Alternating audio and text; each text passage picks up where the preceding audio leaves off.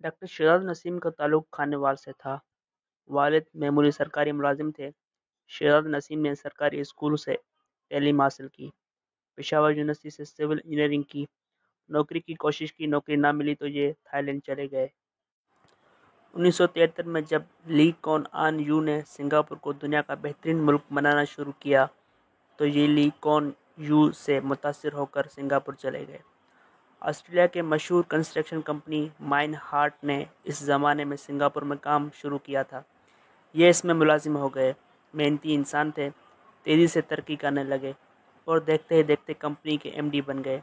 Company ने उन्हें 1985 में पूरे एशिया का डायरेक्टर बना दिया। कंपनी के मालिक बिल माइन हार्ट इनसे बहुत मुतासिर थे। इसने उन्हें अपना बेटा बना लिया। यूँ ये 1997 में कंपनी में शेयर होल्डर बन गए। बिल माइन हार्ट का 2003 में इंतकाल हुआ तो कंपनी इसके बेटे के हिस्से में आ गई। इसने चलाने की कोशिश की मगर बिजनेस इसके बस की बात नहीं थी। चुनांचे इसने कंपनी बेचने का फैसला कर लिया। मैं बात आगे बढ़ाने से पहले आपको ये भी बताता चलूँ माइन हार्ट कंपनी करती क्या है। ये दुनिया की टॉप 10 डिज़ाइनिंग फर्म्स में शुमार होती है। ये एयरपोर्ट्स, मेट्रोस, पोर्ट्स, हाईवेज, पुल, वाटर सप्लाई स्कीमें, सेवरेज सिस्टम और दुनिया की बुलंद तरीन इमारतें बनाती है। माइन हार्ट ने मलेशिया में दुनिया की दूसरी बुलंद तरीन इमारत मर्डिका बनाई। ये 118 मंजिला इमारत है। इंडोनेशिया की बुलंद तरीन इमारत थरमैन बनाई। दुआ का international airport, मस्कत airport, Changi airport का टर्मिनल 1 और दिल्ली और मुंबई के एयरपोर्ट समेत भारत के 6 बड़े हवाई अड्डे बनाए। सिंगापुर के तमाम अहम इमारतें भी इस कंपनी ने बनाई हैं। कंपनी में 5000 इंजीनियर्स, आर्किटेक्ट्स और डिज़ाइनर्स में दुनिया भर में 55 दफ्तर हैं और ये सालाना 25 अरब डॉलर्स की प्रोजेक्ट्स मुकम्मल करती है। ये दुनिया के 225 बड़े आलमी डिज़ाइनिंग फर्म्स के रैंकिंग में 45 नंबर पर आती है। मैं अब दोबारा वापस डॉक्टर शहजाद नसीम की तरफ आता हूँ। कंपनी की नई सीईओ फर्म बेचने का फैसला किया। कंपनी के असासों का तखमीना शुरू हुआ तो इसने एक दिन शहजाद नसीम को बुलाकर कहा, आप ये कंपनी क्यों नहीं खरीद लेते। शहजाद नसीम का जवाब था, मेरे पास इतनी रकम नहीं है। कंपनी के मालिकाना ने इन्हें ऑफ़र्स की, आप कंपनी ले लें और मुझे कमा कर कीमत अदा करना शुरू कर दें। ये पेशकश अच्छी थी, लिहाजा सौदा हो गया। यूँ डॉक्टर शहजाद नसीम ने कंपनी का चार्ज ले लिया। ये कमाते रहे और किस्तें अदा करते रहे। यहाँ तक कि 2010 में डील मुकम्मल हो गई और शहजाद नसीम कंपनी का मुख्तार-ए-कुल बन गए। पाकिस्तान के ज़्यादातर ओवरसीज़ बिजनेसमैन दूसरे मुल्कों में कामयाबी के बाद एक बार पाकिस्तान ज़रूर आते हैं। ये क्यों आते हैं? इसकी 3 वजूहत हैं। ये अपनी महारत और कामयाबी को अपने मुल्क और अपने लोगों के साथ शेयर करना चाहते हैं। दूसरी वजह ये समझते हैं कि इनका ताल्लुक़ जिस ज़मीन के साथ था, इस ज़मीन का इन पर कर्ज़ है, लिहाजा उन्हें ये कर्ज़ अदा करना चाहिए। और तीसरी वजह पाकिस्तानी सियासतदान और ब्यूरोक्रेट्स हर कामयाब ओवरसीज़ पाकिस्तानी को सब्ज़ बाग दिखाते हैं। ये इस बाग को सच मान लेते हैं, मुल्क में सरमायाकारी करते हैं और फिर फंस जाते हैं। ये लोग उन्हें ये भी बताते हैं, आपने अगर अपने मुल्क की खिदमत ना की तो आप दुनिया और आखिरत में अल्लाह को क्या जवाब देंगे। डॉक्टर शहजाद नसीम के साथ भी यही हुआ। हुकूमत पाकिस्तान, सियासी लीडर्स और ब्यूरोक्रेट्स ने उन्हें भी गैरत दिलाना शुरू कर दी। उनके खून ने जोश मारा और उन्होंने 2006 में पाकिस्तान में $300 मिलियन के 3 बड़े प्रोजेक्ट शुरू कर दिए। ये तीनों प्रोजेक्ट्स कराची में थे। उनमें सुपर लग्जरी ट्विन टावर्स भी थे, 6 स्टार क्लब भी था और हाई राइज लग्जरी टावर भी। ये पाकिस्तान आए तो 2007 और 2008 में भी बम धमाके शुरू हो गए। कराची में चीनियों पर हमले होने लगे, लिहाजा शहजाद नसीम का चीनी कंट्रैक्टर अपने मुलाजिमिन समेत वापस चला गया। यूँ पहले ही हल्ले में इनके 1 अरब रुपए डूब गए। यह अभी इस झटके से नहीं संभले थे कि उनके खिलाफ मुकदमात शुरू हो गए। कभी एक शख्स अदालत चला जाता और कभी दूसरा पुलिस या एफआईए को दरख्वास्त दे देता। अदालती कार्रवाइयों की वजह से उनके बैंकिंग गारंटर्स डूब गए। इसी दौरान नेब का केस भी बन गया और ये नेब की पेशियां भी भुगतने लगे। नेब एक्टिव हुआ तो एफआईए से भी पूरी तरह मैदान में कूद पड़ा اور یوں مقدمے اور پیشیاں ہوتی چلی گئیں۔ حکومت پاکستان نے اسی دوران انہیں ستارہ امتیاز سے نوازا۔ یہ حکومت کی طرف سے ان کی کامیابی اور خدمات کا اعتراف تھا۔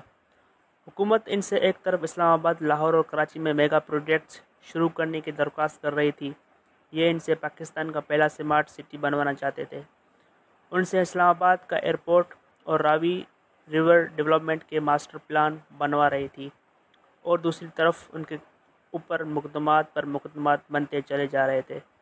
انہیں ایک طرف ستارہ امتیاز دیا جا رہا تھا اور دوسری طرف یہ ملزم بھی بن رہے تھے۔ ان کا بیٹا جو اس وقت مائن ہارٹ کمپنی کا CEO بھی ہے، وہ کراچی نہیں آ سکتا کیونکہ اس کے خلاف مقدمات بن چکے ہیں اور وہ پولیس اور FIA کو مطلوب تھا۔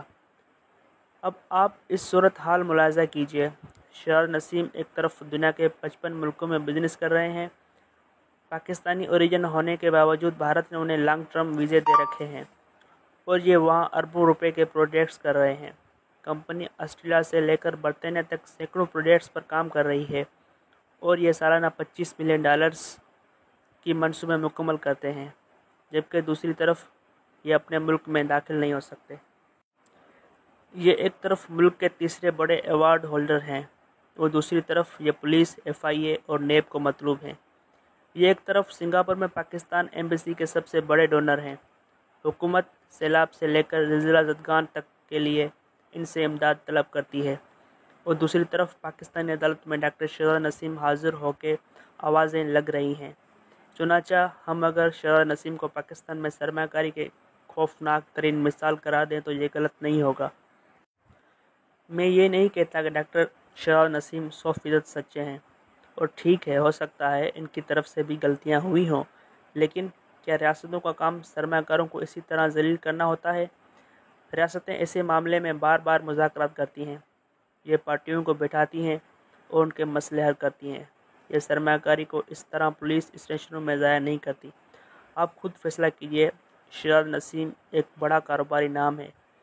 اگر ان کے ساتھ اپنے ملک میں یہ سلوک ہوگا تو کیا غیر ملکی سرمایہ کار پاکستان میں سرمایہ کاری کریں گے؟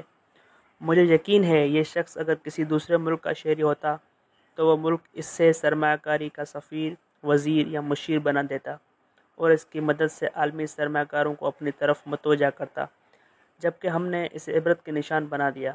ہم نے اس کی نیکی کو اس کے لیے سزا بنا دیا۔ حکومت نے ملک میں سرمایہ کاری بڑھانے کے لیے 20 جون کو اسپیشل انویسٹمنٹ فیسیلیٹیشن کونسل بنائی ہے۔ اس کا مقصد دنیا بھر کے سرمایہ کاروں کو پاکستان کی طرف متوجہ کرنا ہے۔ کونسل میں سول اور ملٹری دونوں قسم کے اہلکار موجود ہیں، اور بظاہر حکومت اور فوج دونوں فریق اس بار سیریس دکھائی دیتے ہیں۔ ہمیں یہ قدم بہت پہلے اٹھا لینا چاہیے تھا۔ بہرحال دیر آئے درست آئے۔ تاہم میری کونسل سے درخواست ہے، سرمایہ کاری کے کھیل میں مقامی سرمایہ کاروں اور اوورسیز سرمایہ کار سب سے اہم ہوتے ہیں، باقی دنیا کے بعد ملکوں کی طرف متوجہ ہوتے ہیں۔ آپ اگر ملک کو سرمایہ کاری کے لیے کھولنا چاہتے ہیں تو آپ سب سے پہلے اپنے مقامی اور اوورسیز پاکستانی سرمایہ کاروں کا اعتماد حاصل کریں۔ اگر یہ لوگ سرمایہ کاری کے لیے تیار ہو گئے تو پھر دنیا کے باقی سرمایہ کار بھی آ جائیں گے۔ لیکن اگر شہزاد نسیم جیسے لوگ گلے میں ستارہ امتیاز ڈال کر بھی پولیس، نیب اور FIA سے چھپتے پھریں گے تو پھر یہاں کون آئے گا؟ چنانچہ میری اسپیشل انویسٹمنٹ فیسیلیٹیشن کونسل سے درخواست ہے، ڈاکٹر شہزاد نسیم آپ کے لیے ٹیسٹ کیس ہیں۔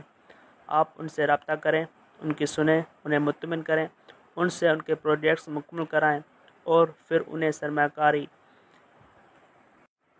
کا مشیر یا گلوبل انویسٹمنٹ ایمبیسیڈر بنا دیں تاکہ یہ دنیا کو پاکستان کی طرف متوجہ کریں۔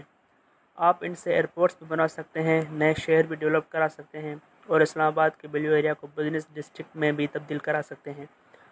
ملکوں کی ترقی یہ راستہ ہوتا ہے، لیکن ہمیں یہ راستہ لینے کے لیے اپنی حماقت اور انا ترک کرنی پڑے گی، اور ہم ظاہر ہے اپنی انا اثاثوں سے محروم نہیں ہونا چاہتے۔ چنانچہ ہماری مرغیاں دوسرے کے گھروں میں انڈے دے رہی ہیں اور ہم چارپائی پر بیٹھ کر پچ پچ کر کے دوسرے کی مرغیوں کو اپنی طرف متوجہ کر رہے ہیں۔